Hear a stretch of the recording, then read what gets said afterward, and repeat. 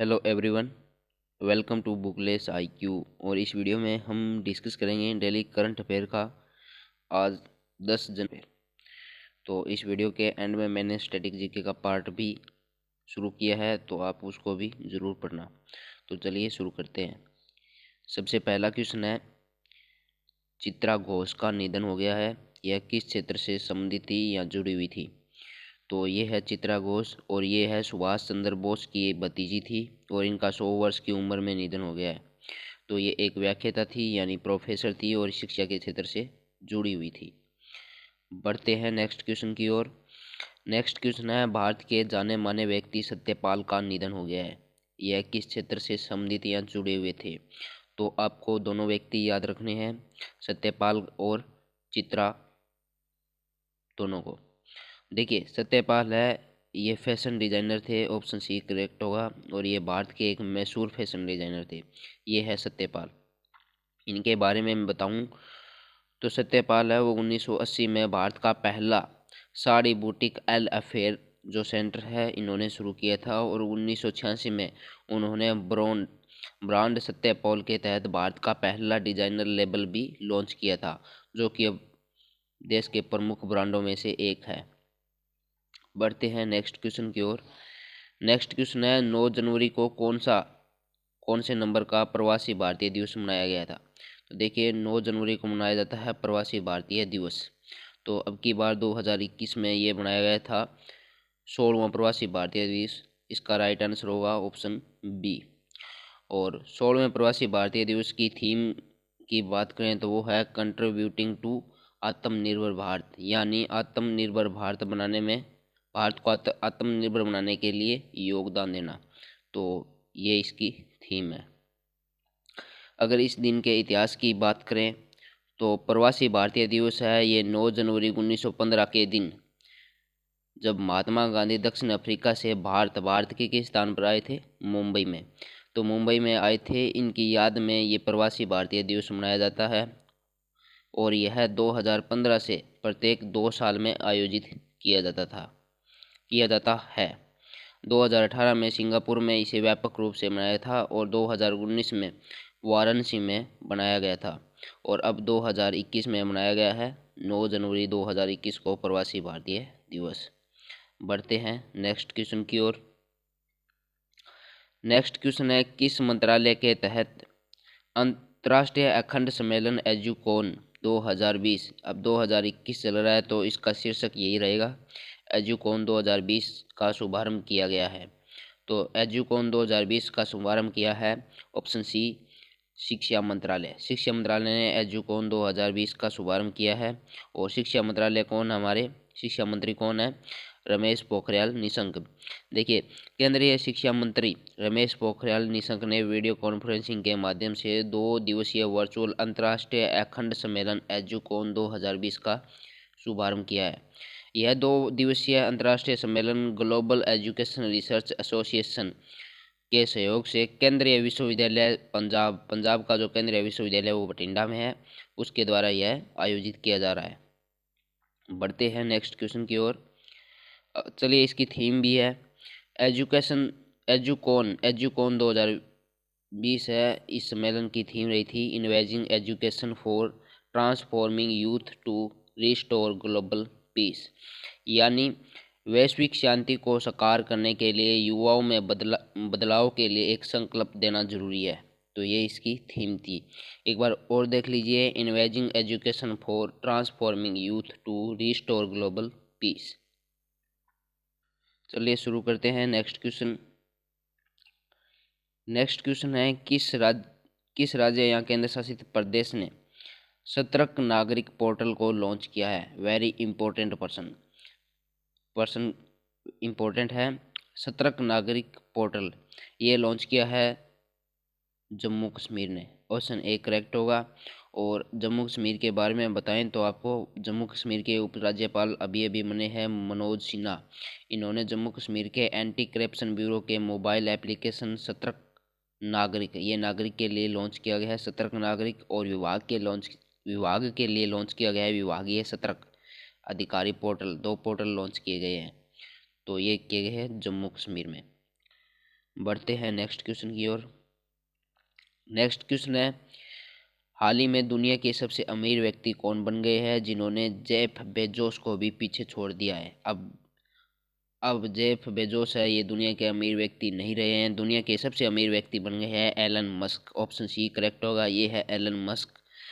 और इस इंडेक्स को कौन जारी किया है? इस इंडेक्स को जारी किया है ब्लूमबर्ग बिलियनियर्स इंडेक्स। इन्होंने इस इंडेक्स को जारी किया है। इसके अनुसार टेस्ला के सीईओ, देखिए एलन मस्क के बारे में आपको बताएं तो ये सिग्नल एक अभी अभी जो ऐप ट्रेंडिंग में चल रहा है सिग्नल, इनके संस्थापक भी है एलन मस्क है। और स्पेस एक्स कंपनी है उसके भी संस्थापक और सीईओ एलन मस्क है। और टेस्ला के भी, देखिए टेस्ला के सीईओ एलन मस्क अमेजोन के जेफ बेजोस को भी दुनिया में सबसे पीछे छोड़ चुके हैं और दुनिया के सबसे अमीर व्यक्ति बन गए हैं एलन मस्क। एलन मस्क की अगर कुल संपत्ति की बात करें तो 188.5 बिलियन डॉलर आंकी गई है। और एलन मस्क ने जो टेस्ला कंपनी स्थापित की थी वो 1 जुलाई 2003 में की थी और इसका मुख्यालय संयुक्त राज्य अमेरिका के कैलिफोर्निया में है। बढ़ते हैं नेक्स्ट क्वेश्चन की ओर। नेक्स्ट क्वेश्चन है, ऑल इंडिया फुटबॉल फेडरेशन यानी AIFF का पहला उप महासचिव किसे नियुक्त किया गया है? तो इसका राइट आंसर होगा अभिषेक यादव। देखिए ऑल इंडिया फुटबॉल फेडरेशन है, इसका उप महासचिव नियुक्त किया गया है, यह पहला उप महासचिव है अभिषेक यादव। अगर इसकी बात करें अध्यक्ष की उपाध्यक्ष की, देखिए ऑल इंडिया फुटबॉल फेडरेशन है, इसके अध्यक्ष है प्रफुल्ल पटेल और इसके उपाध्यक्ष है सुब्रत दत्ता और इसकी स्थापना हुई थी 23 जून 1937 में। और मुख्यालय की बात करें तो वो है नई दिल्ली में। बढ़ते हैं नेक्स्ट क्वेश्चन की ओर। नेक्स्ट क्वेश्चन है, कौन से बैंक ने सेना के लिए शौर्य सैलरी अकाउंट लॉन्च किए हैं? देखिए आपने सुना होगा कार्ड लॉन्च किए हैं। शौर्य KGC कार्ड इंपॉर्टेंट है, दिल्ली पुलिस एग्जाम में पूछा गया। शौर्य KGC कार्ड है HDFC बैंक के द्वारा लॉन्च किया गया है। तो ये है शौर्य सैलरी अकाउंट, ये अकाउंट की बात हो रही है यहाँ पर। सुपर इम्पोर्टेंट क्वेश्चन है और इसको आप मार्क कर लेना। तो यह लॉन्च किया है बंधन बैंक ने। ऑप्शन बी करेक्ट होगा, भारतीय सेना के साथ बंधन बैंक ने यह समझौता किया है कि शौर्य सैलरी अकाउंट हम भारतीय सेना को देंगे। निजी बैंक बंधन बैंक ने भारतीय सेना के साथ सेना कर्मियों को बैंकिंग सेवा प्रदान करने के लिए यह समझौता किया है। इस समझौते के तहत सेना के जवानों को शौर्य सैलरी अकाउंट की सेवाएं प्रदान करेगा और इसमें इन जो सेना के कर्मचारी है फौजी है इनके लिए अलग से सुविधा दी जाएगी। और बंधन बैंक की बात करें तो बंधन बैंक है, इसके सीईओ है चंद्रशेखर घोष और इसका जो मुख्यालय है वो पश्चिम बंगाल के कोलकाता में है और इसकी स्थापना हुई थी 2001 में। बढ़ते हैं नेक्स्ट क्वेश्चन की ओर। नेक्स्ट क्वेश्चन है, इनमें से कौन से व्यक्ति सेंट्रल अफ्रीकी गणराज्य के राष्ट्रपति चुने गए? देखिए सेंट्रल अफ्रीकी गणराज्य इसके नए राष्ट्रपति बन गए हैं फोस्टिन आर्कचेज टोडेरा। तो ऑप्शन बी करेक्ट होगा। आपको इतना बड़ा नाम याद रखने की जरूरत नहीं है, आप सिर्फ इतना याद रखिए टोडेरा। टोडेरा है ये सेंट्रल अफ्रीकी गणराज्य के नए राष्ट्रपति चुने गए हैं। अगर सेंट्रल अफ्रीकन रिपब्लिक की बात करें तो कैपिटल है यहाँ की बुंगी और यहाँ की जो करेंसी चलती है वो CFA फ्रैंक है। तो आपको ये भी याद रखना है। बढ़ते हैं नेक्स्ट क्वेश्चन की ओर। Next question super important question, Henley passport सूचकांक 2021 में भारत कौन से स्थान पर है? हेनले पासपोर्ट सूचकांक में भारत है 85वां स्थान। भारत ने 85 नंबर का स्थान गेन किया है। और सबसे टॉप 3 कंट्री की बात करें तो वो है जापान, सिंगापुर और दक्षिण कोरिया। इस सूचकांक की बात करें तो यह जारी किया जाता है international survey company handle and partners के द्वारा। तो आपको ये भी याद रखना है, international survey company handle and partners के द्वारा यह सूचकांक जारी किया जाता है। यह सूचकांक उस देश के बारे में बताता है कि इस देश का वीज़ा है वो कितने पासपोर्ट के बिना कितने देशों में यात्रा कर सकता है। तो जिसका वीज़ा स्ट्रॉन्ग होगा यानी जिसका इस रैंक में जिसने टॉप किया है वो कई देशों में बिना वीज़ा यात्रा कर सकता है। तो यहाँ पर सबसे पहले जो टॉप किया है, टॉप 3 कंट्री की बात करें तो पहला है जापान, दूसरा है सिंगापुर और तीसरा है दक्षिण कोरिया। और भारत को स्थान मिला है 85वां। तो ये इम्पोर्टेंट है आपको, भारत का स्थान और फर्स्ट यानी पहला, दोनों याद रखने हैं। बढ़ते हैं नेक्स्ट क्वेश्चन की ओर। नेक्स्ट क्वेश्चन है, सैमसंग कंपनी ने किसे दक्षिण एशिया और ओशनिया क्षेत्र का अध्यक्ष नियुक्त किया गया है। देखिए ओशनिया यहाँ पर नाम आपको दिखाई दिया। ओशनिया उस क्षेत्र को कहा जाता है जो ऑस्ट्रेलिया के आसपास, जो New Zealand, Borneo, Papua New Guinea, ये जो कंट्री है ये ओशनिया क्षेत्र में आती है। और दक्षिण एशिया क्षेत्र, इन्हीं को दक्षिण एशिया क्षेत्र कहा जाता है। जैसे फिलीपींस हो गया हमारा, जैसे श्रीलंका हो गया, अंडमान निकोबार हो गया, म्यांमार हो गया ये। तो सैमसंग कंपनी ने यहाँ पर अपना जो अध्यक्ष नियुक्त किया गया है उनका नाम है शिंगो जो। ऑप्शन बी करेक्ट होगा। तो ये सैमसंग कंपनी के बारे में बताएं तो यह एक दक्षिण कोरिया की कंपनी है और इसका मुख्यालय भी दक्षिण कोरिया में यानी साउथ कोरिया में। और इसके संस्थापक है ली बैंग छल है इसके संस्थापक है। और इसकी स्थापना हुई थी 1938 में। तो ये भी आपको याद रखना है। देखिए सैमसंग कंपनी के बारे में अभी तक एग्जाम में इतना ही पूछा गया है कि किस देश की कंपनी है, तो ये है दक्षिण कोरिया की। बढ़ते हैं नेक्स्ट क्वेश्चन की ओर। नेक्स्ट क्वेश्चन है, भारत का पहला स्की पार्क किस राज्य में बनेगा। तो भारत का पहला स्की पार्क बना है हिमाचल प्रदेश में और यह एक योजना के तहत विकसित किया गया है। इस योजना के तहत करीब 1000 लोगों को रोजगार का अवसर मिलेगा और हिमाचल प्रदेश के मुख्यमंत्री है जयराम ठाकुर, इन्होंने इसका उद्घाटन किया है। बढ़ते हैं नेक्स्ट क्वेश्चन की ओर। Very important question. देखिए किस स्पेस एजेंसी ने तुर्कसैट 5A उपग्रह लॉन्च किया है। देखिए तुर्कसैट 5A इंपॉर्टेंट ये है कि ये किस देश ने शुरू किया है। देखिए इस उपग्रह में आपको नाम दिखाई दे रहा है तुर्क, तो यह है टर्की ने लॉन्च किया है। टर्की ने लॉन्च किया है तुर्कसैट 5A। और यह किस एजेंसी के द्वारा लॉन्च किया गया है, तो उसका नाम है स्पेस एक्स। इसके मालिक कौन है, एलन मस्क इसके संस्थापक है। अगर इस उपग्रह के बारे में बताएं तो आपको संचार उपग्रह तुर्की का है यह, और इसे तुर्कसैट 5A के नाम से जाना जाता है। स्पेस एक्स कंपनी अमेरिका की कंपनी है और यह एक निजी एजेंसी है। और इस कंपनी के बारे में बताएं तो इसकी स्थापना हुई थी 6 मई 2002 में। इसका मुख्यालय है वो कैलिफोर्निया संयुक्त राज्य अमेरिका में है। और इसके हाल ही में अध्यक्ष नए बने हैं, उनका नाम है गोविनी वेल।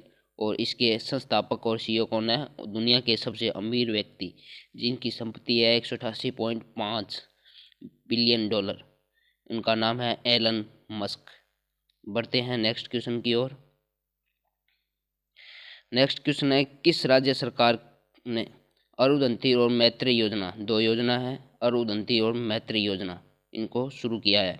तो यहाँ पर ऑप्शन बी करेक्ट होगा, कर्नाटक सरकार। कर्नाटक सरकार ने अरुंधति और मैत्री योजना को शुरू किया है।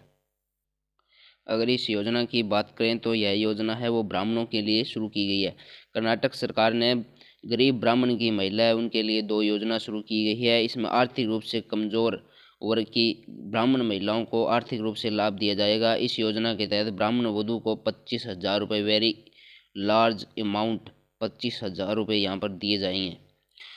तो ये योजना है कर्नाटक सरकार की। बढ़ते हैं, देखिए आज का लेक्चर है यहाँ पर हमने टॉप 5 क्वेश्चन का डिस्कस कर लिया है। अब बात करते हैं स्टैटिक जीके की। जो मैंने स्टैटिक जीके लिए हैं ये आज संविधान से संबंधित है और सभी के सभी क्वेश्चन इंपॉर्टेंट है, क्योंकि इंपॉर्टेंट वही क्वेश्चन कहा जाता है जो एग्ज़ाम में आ चुके हैं। तो ये सभी क्वेश्चन है वो एग्ज़ाम में आ चुके हैं। तो डेफिनेटली आपको इस सीरीज से फ़ायदा होगा जो ये स्टैटिक जीके की मैंने शुरू की है। ये वीडियो के एंड में आपको प्रत्येक वीडियो में मिलेगी।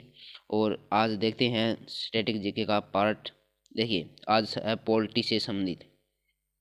तो यहाँ पर अनुच्छेद देखिए, क्षमा और दान के लिए राष्ट्रपति को अधिकार देने वाला कौन सा अनुच्छेद है, अनुच्छेद 72। अनुच्छेद 72 है ये किसी अपराधी को क्षमा या दान कर सकता है। जैसे किसी को फांसी हो रही है तो वो राष्ट्रपति के अनुमति के तहत ही सुनाई जाती है, तो उसे राष्ट्रपति उसे नकार सकता है या टाल सकता है। तो क्षमा दान के तहत कौन सा अनुच्छेद आ गया, अनुच्छेद 72। अब भारतीय महान्यायवादी, very important super important question, क्योंकि एग्जाम में कई बार आ गया है। भारतीय महान्यायवादी से संबंधित अनुच्छेद है वो है अनुच्छेद 76। ये भी आपको याद रखना है। नेक्स्ट है भारत सरकार के व्यवसाय आचरण से संबंधित अनुच्छेद, यानी भारत सरकार के ट्रेड से रिलेटेड अनुच्छेद है वो है अनुच्छेद 77। राष्ट्रपति को जानकारी प्रस्तुत करने के संबंध में प्रधानमंत्री के कर्तव्य से संबंधित अनुच्छेद कौन सा है? अनुच्छेद 78। राज्य के नीति निर्देशक सिद्धांतों की परिभाषा किस अनुच्छेद से संबंधित है? अनुच्छेद 36। 36 के तहत राज्य के नीति निर्देशक तत्व है उनकी परिभाषा दी गई है। और लोगों के कल्याण को बढ़ावा देने के लिए एक सामाजिक व्यवस्था को सुरक्षित करने के लिए राज्य के किस अनुच्छेद में प्रावधान दिया गया है? तो यह अनुच्छेद 38 में प्रावधान दिया गया है कि जो लोग हैं उनका कल्याण करने के लिए हम सामाजिक व्यवस्था अगर कोई लागू कर रहे हैं वो कितनी सुरक्षित है, तो ये राज्य इसको सुनिश्चित करता है अनुच्छेद 38 के तहत। राज्य द्वारा पालन किए जाने वाले नीति निर्देशक तत्व है उनके सिद्धांत से संबंधित अनुच्छेद है 39। और वेरी इंपॉर्टेंट अनुच्छेद है 39A। इसमें क्या दिया है? समान न्याय। न्याय की बात हुई है, समान न्याय। मुफ्त कानून की सहायता देने के लिए जो प्रावधान दिया गया है संविधान में वो अनुच्छेद 39A में दिया गया है, तो ये इम्पोर्टेंट है। और ग्राम पंचायत, ये भी वेरी इंपॉर्टेंट है। ग्राम पंचायत से संबंधित अनुच्छेद है वो अनुच्छेद 40 है, तो ये भी आपको याद रखना है। तो ये था आज का लेक्चर और इसमें हमने टॉप जो करंट अफेयर के 15 क्वेश्चन किए हैं और कुछ स्टैटिक जीके भी किए हैं। तो वीडियो देखने के लिए धन्यवाद और have a nice day. Booklets IQ पर हमेशा विजिट करते रहिए। धन्यवाद।